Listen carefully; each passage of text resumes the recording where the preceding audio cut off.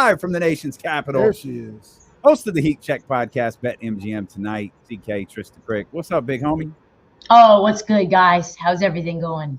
Strong Kyle Kuzma vibes today, man. We're 2 hours into this thing. We're talking as if Kyle Kuzma has in fact signed with the Sacramento Kings. Are we elated? Is that the move? Yeah. I would say it's 70-30. If it for happens, Kuzma. yeah. If For it happens, we're good with that.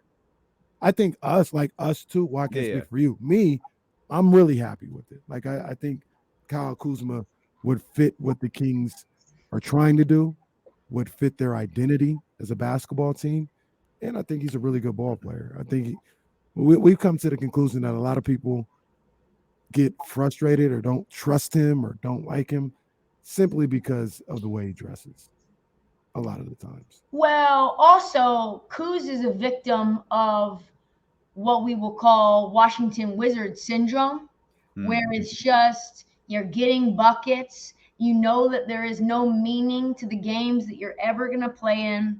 You're going to be down by 27 at the half.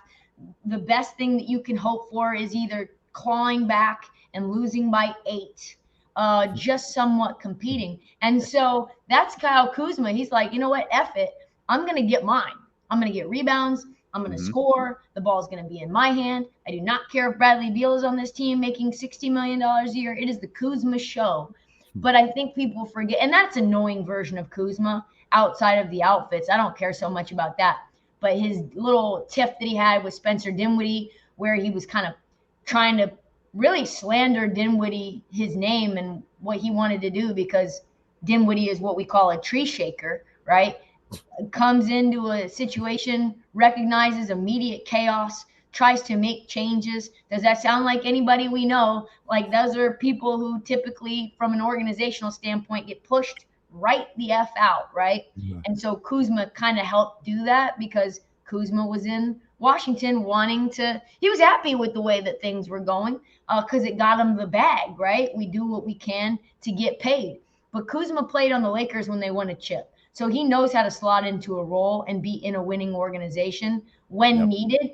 And Mike Brown's not going to play around. You're not going to come around with the Kuzma chucklehead vibes. Like, it's just not happening. You think he fits? From a basketball standpoint, absolutely. He automatically becomes the most vocal player, the most extroverted player on the team. Does that do anything to disrupt the culture that's been very clearly built around? Well, Malik's here. Huh? Malik is here. Malik's here. Yeah, Malik. But he's not going to be a starter. Malik's not a starter. So Kuz would be like this, what he would start, obviously. Yeah. But from a purely basketball standpoint, absolutely. Kuz fits a lot of teams. He fits my Blazers as well. You saw him a lot in Washington. What are the pros and cons? I know you kind of talked about him just now, but still, what are the pros and cons of Kyle Kuzma? He's an elite shooter. He's an elite shooter, and he can get his shot off the bounce, right? He can create his own shot. For a guy that's that big, is pretty elite, right? And he can knock it down at a high clip, and he can hit high leverage shots too. He's hit many game winners or game tying shots. Even if it was just in the regular season, that's still a guy who wants the ball in his hand in high pressure moments. He can defend when he's called on to defend. He's been a really good point of attack and off-ball defender when he played for the Lakers. They had I think a top 3 defense. If it wasn't the number 1 defense, it was definitely top 3 when they won their championship. He was a big part of that. He can obviously rebound with the best of them. He could get you 8, 9 boards a game. He's a decent passer, but I don't think that's what you're calling on him to be. You're calling on him to be a 3-level scorer. He's actually going to be on my list of iconic summer league legends. He went crazy in the summer league. Crazy summer league. Yeah, he had a crazy. Was that the same? That was the same one as Lonzo, wasn't it? Yeah. And Brandon Ingram had gotten hurt, and so it was Lonzo and Kuzma. Kuzma won MVP in the summer league. He ended up, I think, he either hit a game winner, or I think he had 30-something points in that game. He had 5 threes. So I've been watching a little Kuzma film today, actually, as it happens. The whole time Trysta was talking, all I could notice is that your bed is immaculately made. Thanks. Like Good it looks job. like a hotel bed. Like it's incredible. Like you do that every day. That's the goal. Oh, very, very nice. Like, because I'll admit I cheat sometimes when it comes to making the bed. It's like We all do. it's But when I made. go Like, on D-Lo and Casey, I'm surely not going to have someone zooming in on my oh bed. yeah. Oh, because oh, we would have gone so hard. Oh, we would have gone so hard if you did. If it's not, There's like random like accessories on there, okay. and All it's right. like All right. All right. it's all strewn about like something went down. You know, there's nothing going down. There's nothing happening. Oh man.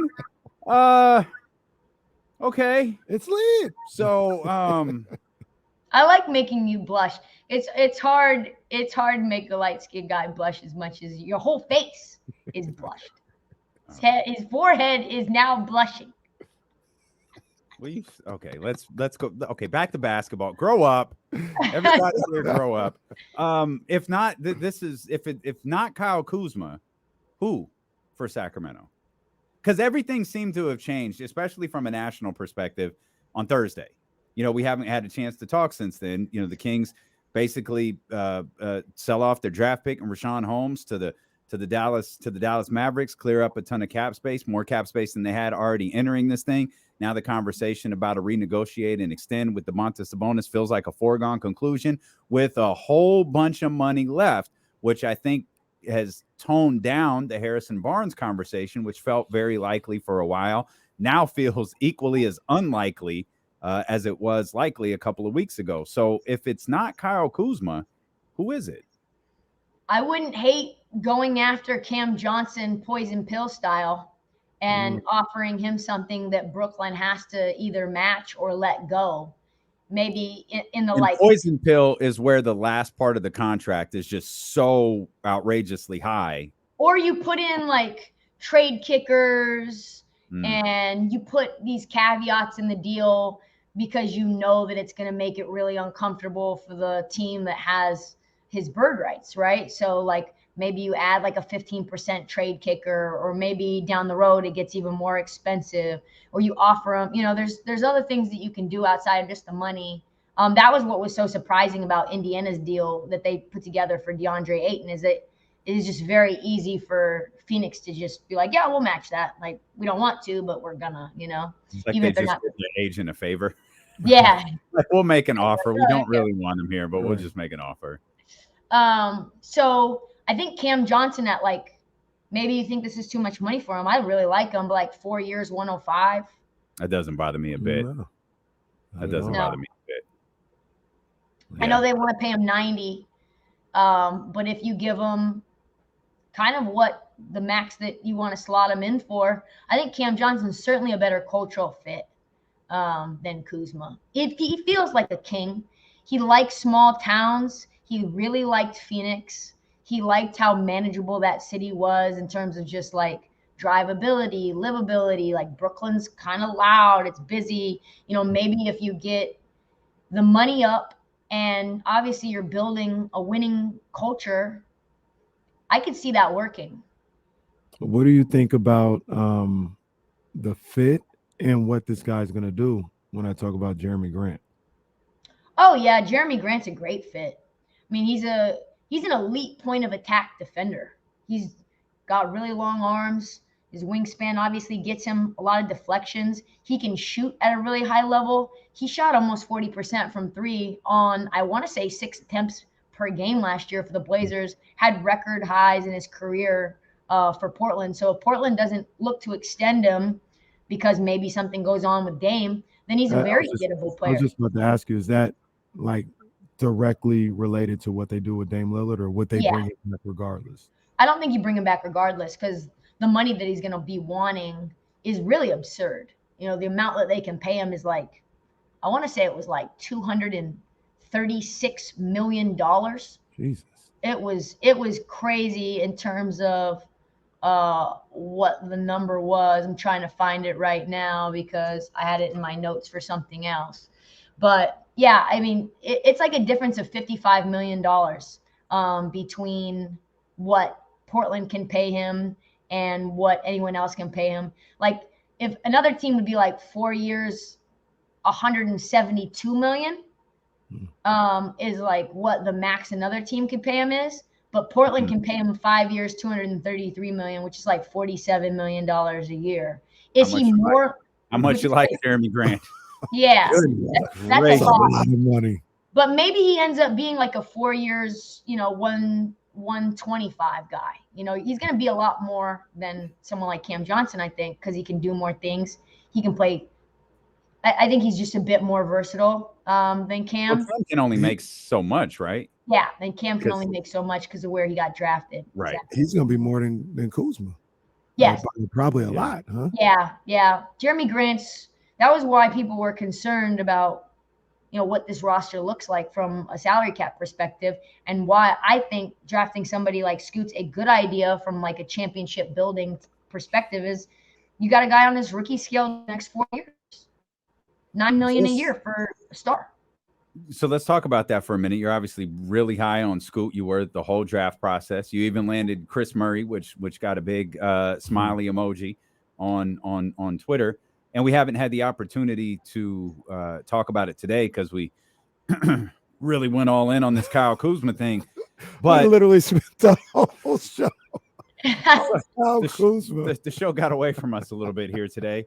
But one of the stranger meetings in recent NBA history took place yesterday, in which the most unconvincing statement from a general manager after the meeting came out after that. I don't think Dame has really said anything. I know Chris Haynes has had a few things to say, which, obviously those are coming from Dame, as he attributed to.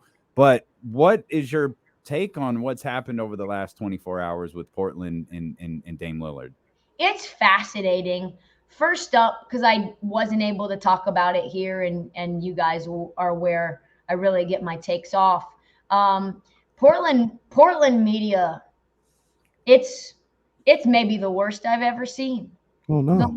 The level of, we'll call it lack of awareness about the city and what the right moves are for said franchise is just so out of the realm of reality that I can't even believe it, because they're coming after Joe Cronin, the GM of the Blazers, because they're saying Joe Cronin lied to them because he said, well, you're going to put a championship roster around Dame and you're going to trade the third pick and you promised us this and you promised us that. And it's like, who are you? Are you a child that thought you were going to get a play set for Christmas? Did you think you were going to get Tickle Me Elmo? And sorry, Tickle Me Elmo isn't available at the mall. There was a line wrapped around the block. People are getting stabbed for this. Sorry, I wanted to get you, Timmy, a little Tickle Me Elmo, but it doesn't exist, right? So all the good intentions to trade the third pick were not a possibility. So these people are upset that Portland drafted the third overall pick being Scoot Henderson because he's quote unquote another undersized guard, and how Dame should feel disrespected. I'm sorry, Dame is 33 years old. I love Dame. I'm one of the biggest supporters of Dame. He's 33. He never plays a lick of defense. He is not helping make this team easy to build around. Anyway, so people are very mad at me because I'm excited about Scoot, and I think they're idiots because Portland's not a free agent market, never will be. And the only time you entice anyone to stay in Portland is if they're forced to go there through trade or the draft, and then they're like, oh, it's like Cleveland. Oh, not so terrible. Right. That's how Sacramento is a lot of the times. The people who get here, they love it here, but you got to get them here first, and that's always the hard part. So yeah, Portland got some of that to it as well. As it relates to the last week, I think it's the same thing. I just think it's more people wanting to recycle where we're at, and they just say that there's an update, but there's really not an update at all. Dame hasn't made any real change in his opinion. He's still going to give this franchise time to try to make a move. Jeremy Grant being one of those things. If they don't re-sign Jeremy Grant, this is just call it quits kind of a thing. But they need to make that decision with Dame. Hey, Dame, we're going to re-sign him. Only though if you're going to stay, at least for this season, and kind of see what we can do around you. So there's just really no update. I think Scoot's going to be great. It depends on how many minutes he gets per night. Anthony Simons has absolutely got to go.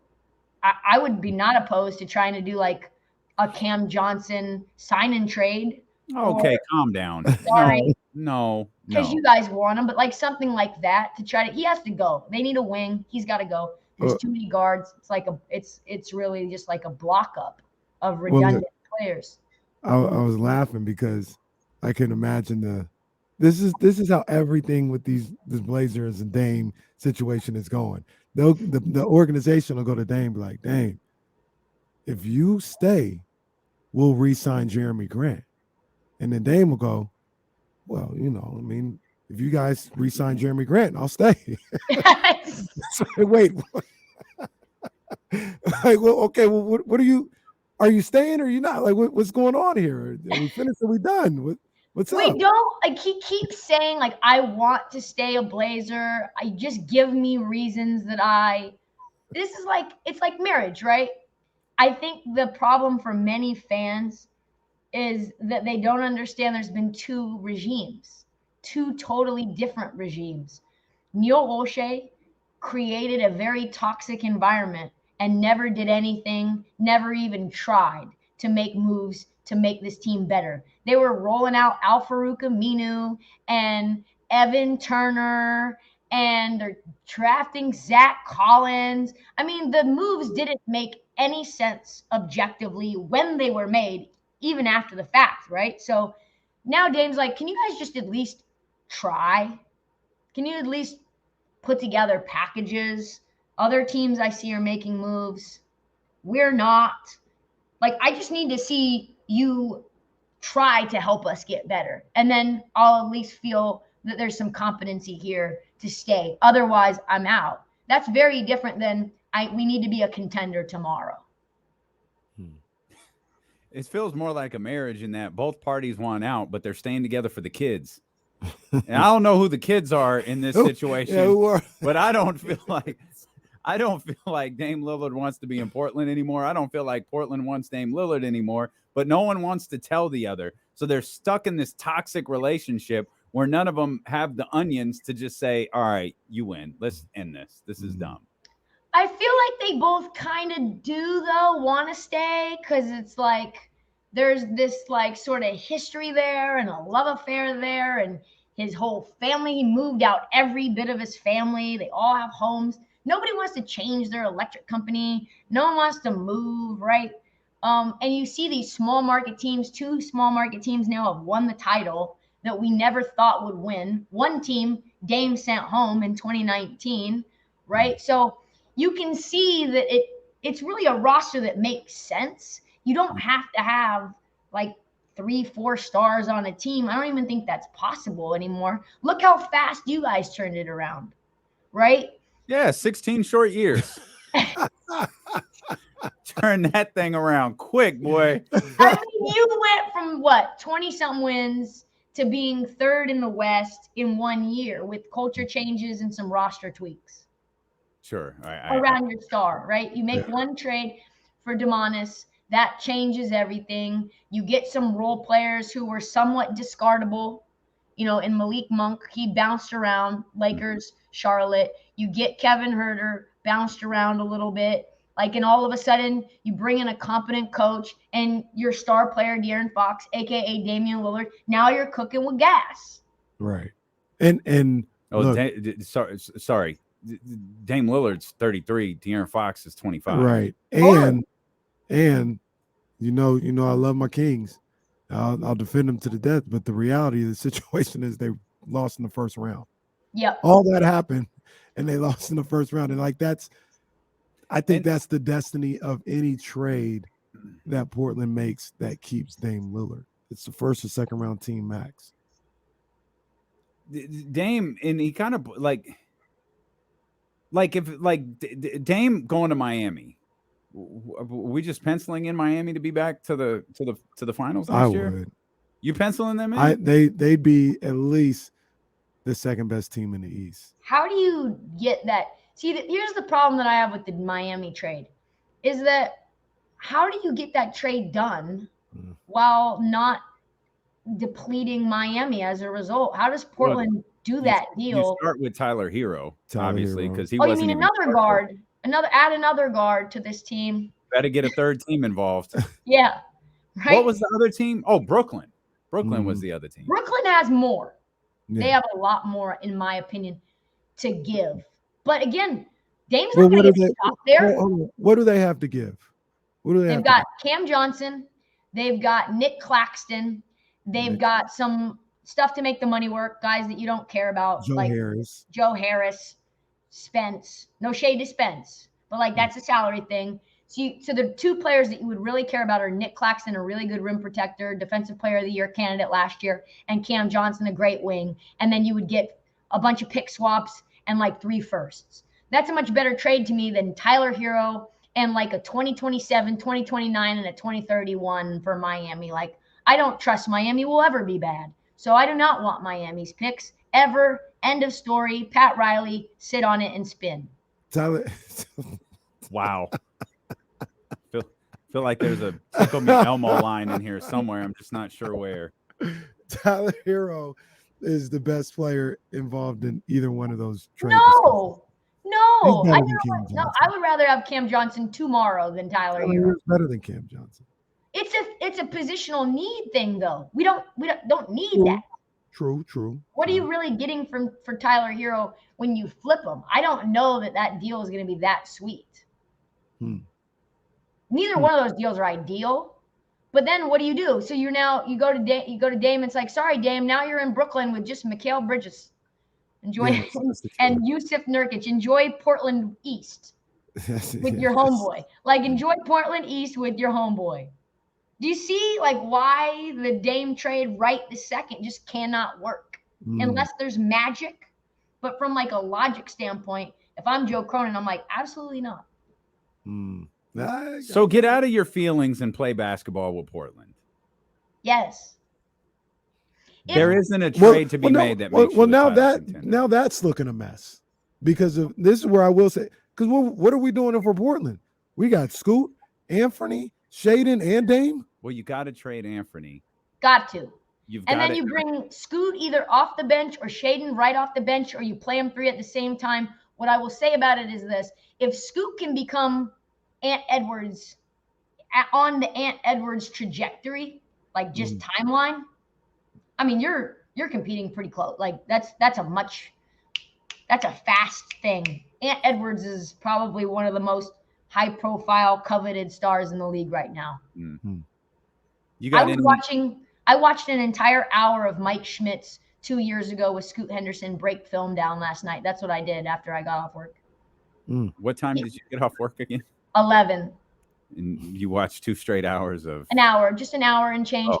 He's a defensive monster. That's the thing, that he's got the physicality of Davion. That's his favorite player to watch defensively. He's going to be a very, very good on-ball defender, and he's so athletic. He's going to be able to come off ball, get blocks, get steals, deflections. He's going to be really, really good defensively. Yeah. You got another team to watch in free agency. You got a team that you think might be really loud on Friday? Ooh, really loud. That's a great question. Dallas. I got one. Who? The Rockets. Yeah. What do you think they do? A lot. Yeah. I don't know if they get Harden or not. Like, I don't care. But if a player wants to get paid, Houston's going to pay him. Yeah. I think like that's a Dylan Brooks thing. Players. Yeah. Yeah. Who was it? It was Dylan Brooks and somebody else were Fred VanVleet. Yep. And I've also heard that Jeremy Grant, that's a place for him. Detroit will be interesting. Like, what do? They got some money too. They have money. Thank God coaches don't come out of the salary cap. Yeah. They might not have barbers in Detroit, but they got poor Cade Cunningham looking like he hadn't had a haircut or a bath. Oh my! I think that was photoshopped. Really? Yeah, you ate the garbage. Kenny gets got I so hope many so. times by that. Well, who would he's like Sacramento's Perkins, Kendrick Perkins, their way. He's like, I I heard that Jonathan Kaminga. Kaminga is 7'4". You're like, oh my God, stop. You ate the garbage, Perk. He's like, I hate that. I hate that account so much. That is so great. So great. Trysta Krick, Bet MGM tonight. Heat Check Podcast. She's the absolute best. We appreciate you.